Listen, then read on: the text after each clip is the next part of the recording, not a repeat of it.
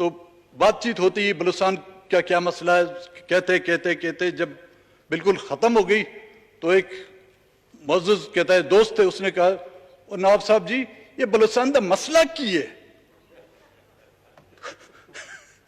تو میرے خیال میں ہم جتنا بھی بولیں گے پھر بھی آپ لوگ بولیں گے بلوچستان کا مسئلہ کی ہے۔ پچھلے، میں باقی بات نہیں کر، پچھلے 20 سال کی اسمبلیوں میں کسی بھی ایک ممبر نے اٹھ کے یہ کہا ہے کہ جی بلوچستان میں کیا ہو رہا ہے، خدا کے واسطے اس پر توجہ دیں؟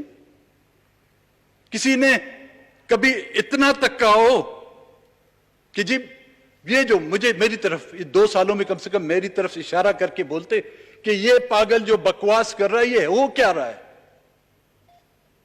نہیں کیا۔ کشمیر کے حوالے سے کمیٹیاں بنائی جاتی ہیں، ہے نہیں کشمیر کمیٹی آپ کے پاس؟ کشمیر تو جب ملے گا آپ کو ملے گا، یہ جو آپ کے ہاتھ میں وہ جا رہا ہے اس کے لیے تو کمیٹی بناؤ، کیوں نہیں کمیٹیاں بناتے؟ بوسنیا کے لیے آپ احتجاج کرتے ہیں، فلسطین کے لیے آپ احتجاج کرتے ہیں، یہاں پر پولیٹیکل پارٹیاں جو ہیں اس کانسٹیٹیوشن ایونیو پر دھرنے دیتی ہیں، یہاں پر زیر بحث آتا ہے آٹا، زیر بحث آتا ہے یہاں پر ٹماٹر، زیر بحث آتا ہے یہاں پر چینی، زیر بحث آتی ہے، لیکن میرے بلوچ کا خون زیر بحث کیوں نہیں آتا؟ کیوں وہ اس کا رنگ ٹماٹر سے بھی زیادہ خراب ہے؟ اس کا ذائقہ آپ کی چینی سے بھی زیادہ خراب ہے؟ نہیں، کیونکہ اس کو آپ نے اپنایا نہیں، اس کو آپ نے کالونی سمجھا ہے، اور جب کالونی ہوتی ہیں، جب غلام ہوتی ہیں، یہی تقدیر ہوتی ہے جو ہماری تقدیر ہے۔ اگر اس تقدیر کو بدلنا چاہتے ہیں، بلوچستان کو اس کا ڈیو شیئر دیں، بلوچستان کو اس ملک کا برابر حصہ دینا ہوگا، آپ کو آج نہیں تو کل دینا ہوگا۔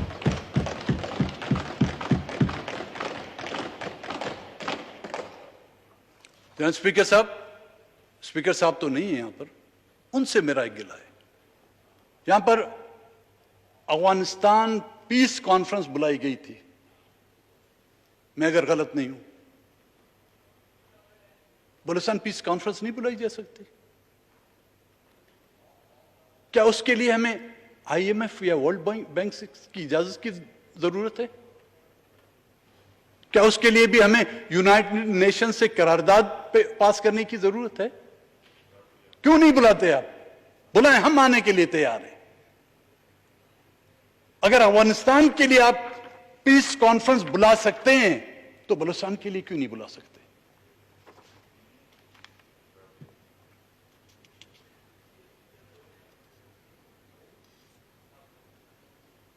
ہاں، یا تو یہ کہہ دیں آپ، پھر ہم آپ سے گلہ نہیں کریں گے کہ نو گو ایریا ہے بلوچستان یا ممنوع علاقہ ہے۔ اگر ممنوع نہیں کہہ سکتے اس کو مفتوحہ کہہ دیں، مفتوحہ کہہ دیں۔ اگر مفتوحہ نہیں کہہ سکتے مقبوضہ کہہ دیں، پھر وہ چیزیں جو کچھ آپ لوگ کر رہے ہیں اس میں بالکل جائز ہوتی ہیں۔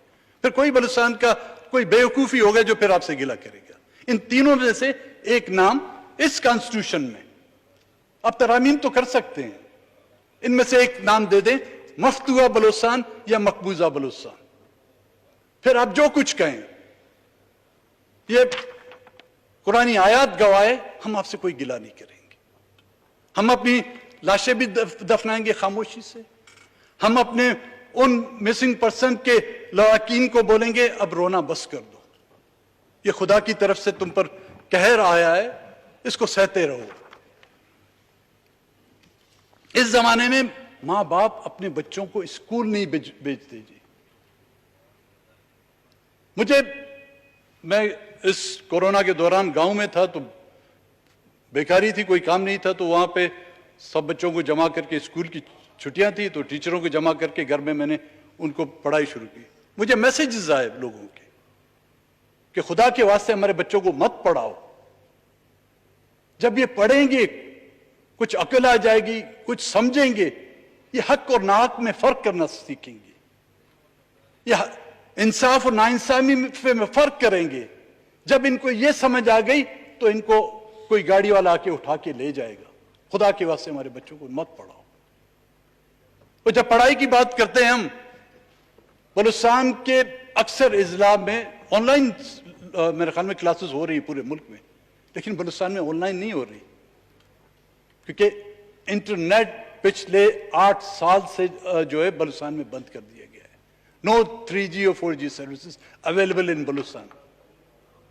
वो कहते हैं जी ऑनलाइन। वो मैंने बोला भाई हमें कोई लाइन में खड़ा होने नहीं देता, आप हम ऑनलाइन की बात कर रहे हो।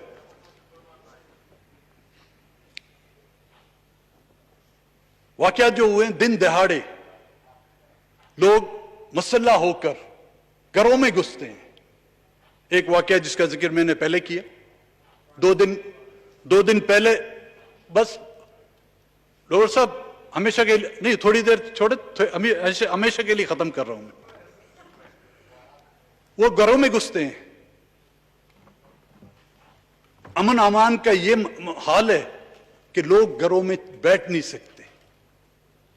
ये हमारी रवायतें नहीं है कि खवातीन पर गोली चलाए, बच्चों पर गोली चलाए। 2 दिन पहले तुम में एक घर में घुसकर औरत का गला काट दिया गया, उसकी कानों से जो बालियां छीन गई। ये डकैती का वाकया हो सकता है, लेकिन it comes into law and order. और क्यों?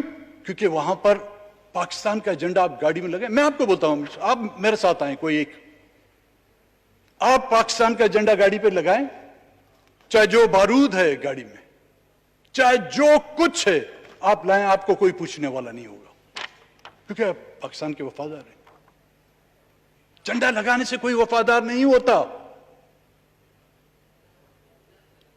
वो वफादार उस वक्त होगा जब उसको आप एहसास दिलाएं कि आप इस मुल्क के बाशिंदे हैं, आप इस मुल्क के नफा नुकसान में बराबर के शरीक हैं। और वो लोगों को परमिट दिया गया कि लोगों को मारें भी, लोगों को उठा के भी ले जाएं।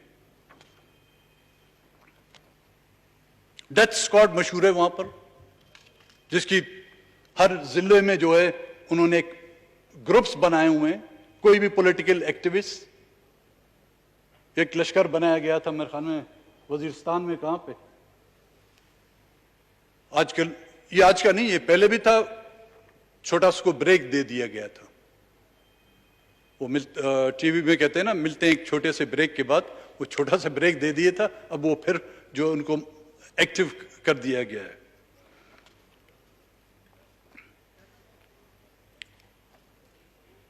बहरहाल इसमें यही कहूंगा, जिस नतीजे पर हम पहुंचे हैं, बड़े हमें कहते थे, लेकिन हम ना समझते, उनकी बात नहीं समझते थे। कहते थे बाबूजी धीरे चलना, बड़े धोखे हैं इस राह में। तो हमारी पार्टी का सेंट्रल एग्जीक्यूटिव कमेटी के कई इजलास हुए, हमने याद दहानी भी कराई इत्यादियों को। उनको शायद हमारी ज़रूरत नहीं थी। तो आज बाकायदा बलूचिस्तान नेशनल पार्टी की सेंट्रल कमेटी के फैसले की तवज्जो से PTI से मैं अपनी पार्टी के इत्तेहाद के खात्मे का बाकायदा ऐलान करता हूँ।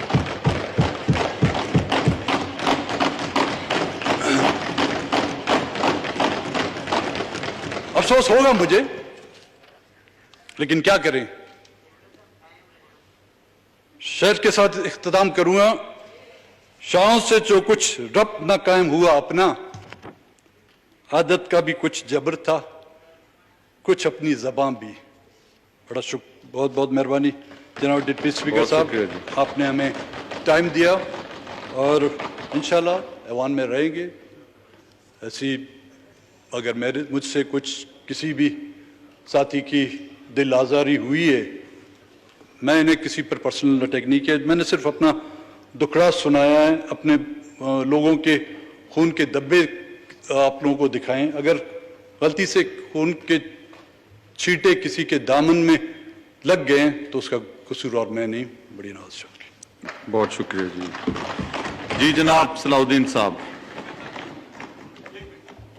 जी सरदार अख्तर महंगल साहब। थी पिछले सेशन में मैंने आप लोगों को पेश की थी, मैं क्योंकि कुछ आप लोगों के एहसान हैं वो भी मैं गिना चलूं।